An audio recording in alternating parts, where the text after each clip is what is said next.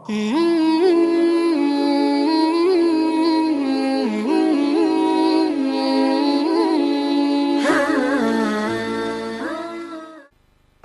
Ibu, dan pemirsa TV One di seluruh tanah air. Al-Mukarram Ananda Ustadz Saleh Mahmud sudah bicara soal pasang surut keimanan. 13 tahun lamanya Rasul berjuang di Mekah. Memulai dari sini, membangun iman, menata akidah, meluruskan keyakinan. 13 tahun di Mekah itu pasang pondasi. Dengan hitungan, kalau pondasi kuat, bangunan aman. Pondasi rapuh, bangunan runtuh. Pondasi mencong, bangunan bengkok. Bangunan mah bagaimana pondasinya. Orang hidup bagaimana keimanannya. Iman abstrak, nggak kelihatan, tapi bisa dinilai. Dari mana? Dari gejala yang ditimbulkannya dalam bentuk amal tadi itu. Ibu percaya nggak di situ tuh ada strum tuh? Percaya nggak? Kelihatan strumnya. Tahu ada strum dari mana? Dari nyala. Kalau ada strum, lampu nyala. Kalau ada strum, mic bunyi. Kalau ada strum, kipas angin muter. Kalau ada iman, sujud. Kalau ada iman, jihad. Kalau ada iman, sodako. Sekarang strum ada, lampu nggak nyala. Anak-anak juga ngerti, Pak, itu namanya koslet. Ya, strum ada, mic nggak bunyi, itu namanya koslet. Strum ada, triskaan nggak panas, itu namanya koslet. Ngaku beriman tapi nggak mau sholat, itu namanya koslet. Ini intan paling mahal, ini mutiara paling berharga, iman. Boleh saja zaman berubah, tapi akidah nggak boleh goyah. Silahkan saja masa berganti, tapi iman jangan sampai mati. Nah, mari kita lihat. Al-Imam Abu Hanifah bilang iman itu 4 macam. Kita masuk yang mana? Ayo kita periksa. Berapa macam, Bu? Berapa? 4. 4 apa? 4 macam. Macam apa? Macam 4. Loh, gua bolak-balik pusing diri deh lo. Yang pertama ada imanun yazidu wala yankusu. Ada iman yang tambah terus, nggak pernah kurang. Ini contoh buat kita. Tambah, dan nggak pernah kurang. Ini siapa? Imanul anbiya wal mursalin. Imannya para nabi, imannya para rasul. Buka sejarah. Nggak ada nabi yang dianak emaskan. Semua diuji, dicoba, macam-macam penderitaan dalam berjuang menegakkan keyakinan. Tapi makin berat ujian, makin berat perjuangan, makin mantap iman. Belum pernah kita baca sejarah ada nabi minta berhenti. Nggak kuat Tuhan, bubar aja lah. Nggak. Makin dihantam cobaan, makin kuat iman. Ini iman yang harus kita contoh. Kan ujian yang paling berat yang menimpa para nabi. Di bawah itu para aulia, para wali. Di bawah itu baru para ulama. Ke bawah dan ke bawah diuji tiap orang menurut kekuatan imannya, menurut keteguhannya berpegang kepada agama. Makin tinggi iman, makin besar bisikan iblisnya. Jadi kalau kita ini iman tipisan, yang goda tuh iblis recehan aja. Ini yang begini gua senggol juga miring nih. Udah, iblisnya kecil-kecilan aja. Tapi makin tinggi kualitas iman, makin berat juga iblisnya itu. Bapak Ibu dan pemirsa TV One, jadi pada tingkat pertama tertinggi, iman yang terus bertambah dan tidak pernah berkurang. Kesitulah kita mencontoh imannya para nabi dan para rasul.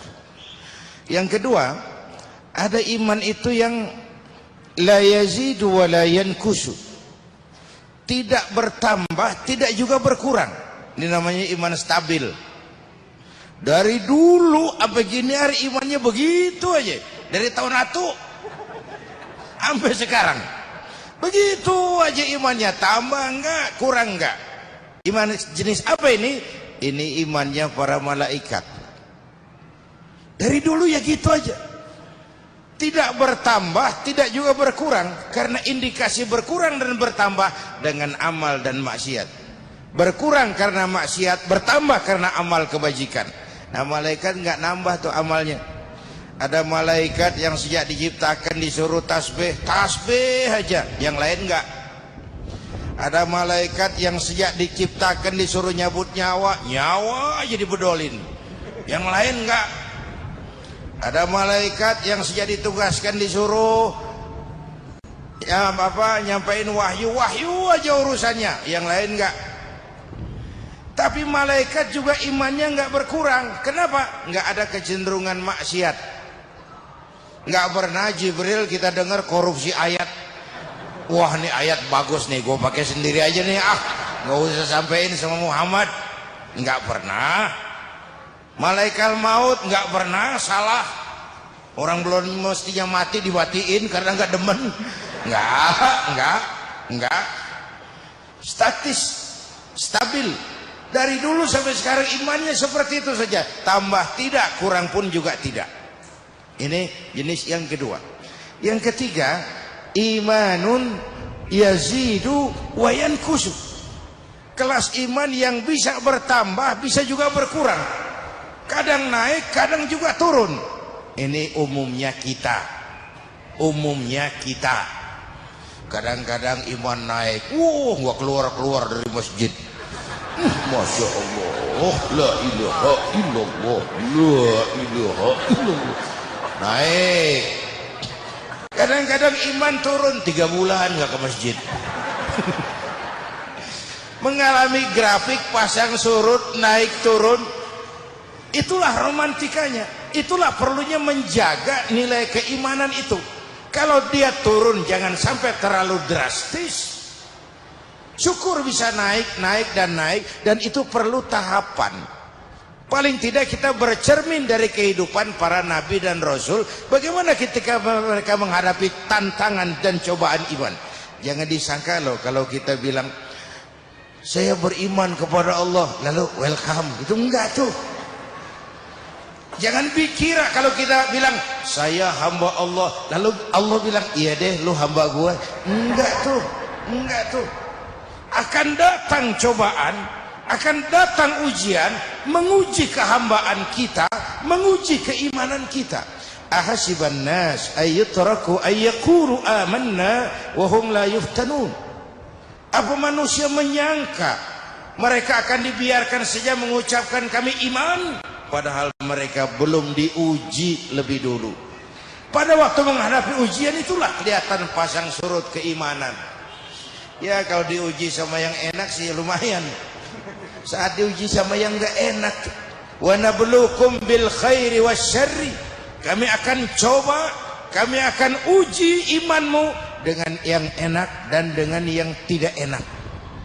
Jangan cuma bilang miskin ujian, kaya itu cobaan. Jangan cuma bilang sakit cobaan, sehat itu ujian. Jangan bilang dipecat saja ujian, naik pangkat cobaan. Kita sering lulus diuji dengan yang enak, tapi gagal diuji dengan yang gak enak. Atau sebaliknya, lulus diuji dengan yang enak, tapi gagal diuji dengan yang gak enak. Punya duit, cobaan, banyak duit, ujian. Tapi belum pernah saya dengar orang ngomong, Ustadz, saya lagi diuji sama Allah. Kenapa Pak? Duit saya lagi banyak. Belum pernah.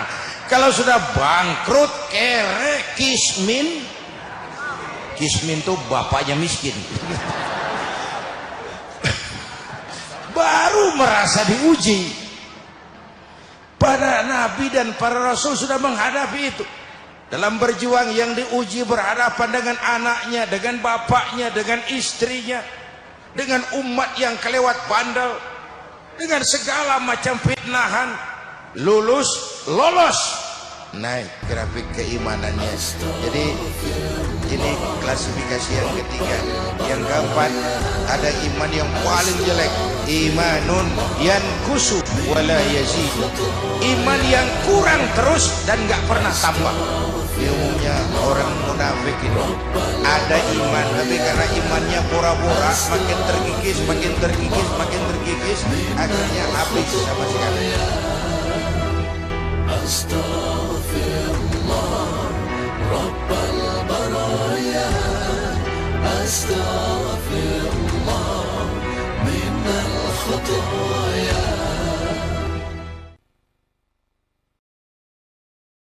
Rasulullah memang pernah mengajarkan kita irhamu salasatan minan nas, kasihanilah 3 orang. Pertama, azizan zalla, orang terhormat yang jatuh hina. Itu kalau nggak kuat mental ambruk. Yeah. Pejabat tinggi tiba-tiba pensiun, stroke. Biasa pintu mobil dibukain orang, kacamata dibawain orang, mana-mana digondol, dikawal-kawal. Begitu pensiun kagak ada yang ngopenin. Stroke. Azizan zalla, orang mulia yang jatuh ke bawah. Yang kedua, wa ghaniyan qad iftaqara, orang kaya yang jatuh miskin. Itu kalau enggak kuat mental itu juga depresi, itu gampang stroke juga. Biasa serba ada, kaya jatuh miskin. Kalau miskin jadi kaya paling kaget. Tapi kaya jadi jatuh miskin, ini ribet kalau enggak kuat mentalnya itu. Yang ketiga, wa faqihan yal'abu bihil juhal, orang ahli fikih tapi dipermainkan oleh orang bodoh yang punya kekuasaan. Zamannya nih, orang ngerti agama, ahli fikih tapi dipermainkan oleh orang bodoh yang sedang punya kekuasaan, mengeluarkan fatwa-fatwa pesanan untuk menyenangkan kekuasaan. Itu kasihan orang seperti itu. Bagaimana Kiai? Haram. Yang benar Kiai, haram dikit dah. Pakai dikit dah lagi. Orang bodoh yang dipermainkan, orang alim yang dipermainkan orang bodoh yang punya kekuasaan. Tapi masalah bangkit dari keterpurukan itu perlu. Kenapa? Pedomannya cuma satu. Kita percaya bahwa apapun yang terjadi pada diri kita sekarang ini, itulah yang baik menurut Allah. Yang baik itu kita terima, tapi terus berusaha mencari yang lebih baik dengan keyakinan bahwa yang terbaik belum datang. Kita percaya apapun yang terjadi pada diri kita itu yang baik, kita terima itu karena kita tahu ada yang lebih baik. Kenapa kita mau mencari yang lebih baik? Karena kita percaya yang terbaik belum muncul. Terus berarah ke arah kepada yang sesuatu yang jadi lebih terus baik. Optimis gitu ya Kiai? Harus optimis, karena orang yang pesimis, orang yang sudah ngubur kakinya sebelah sebelum melangkah.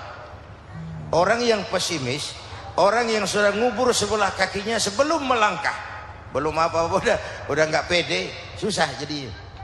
Itu sebabnya Rasulullah mengajarkan satu doa, kita bermohon kepada Allah dari sikap lemah hati.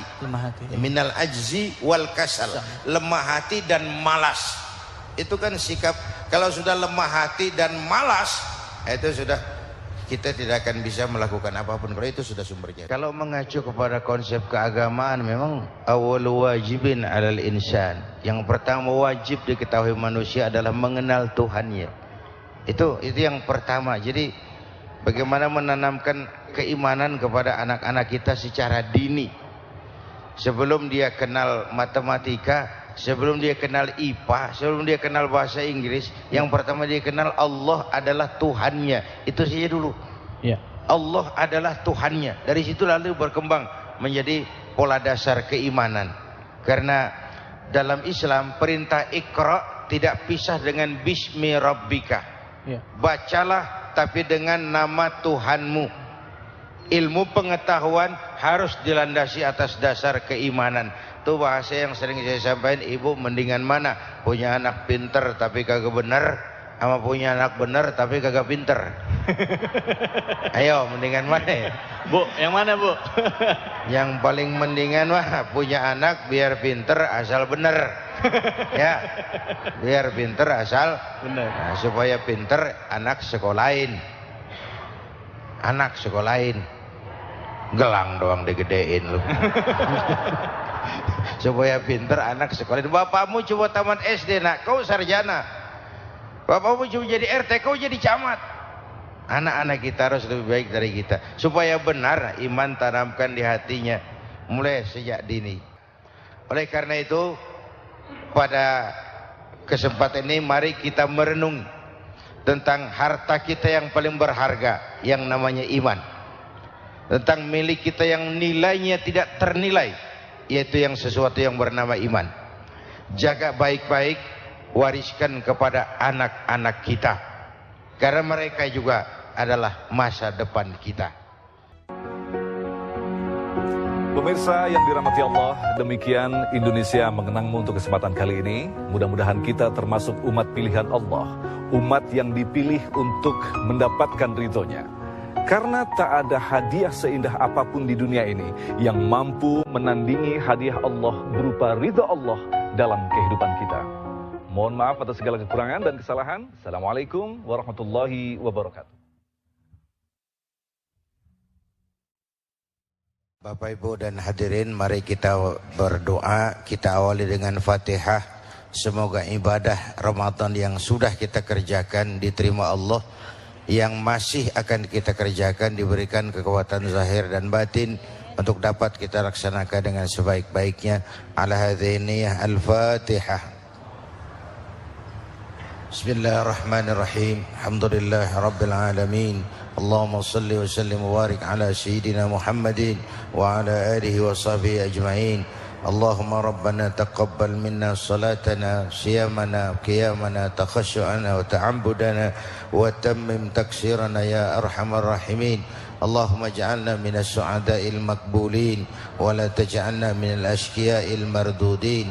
Allahumma anta تعلم ذنوبنا فاغفرها وتعلم عيوبنا فاسترها وتعلم حاجاتنا فاقضها كفى بك وليا وكفى بك نصيرا ربنا آتنا في الدنيا حسنة وفي الآخرة حسنة وقنا عذاب النار.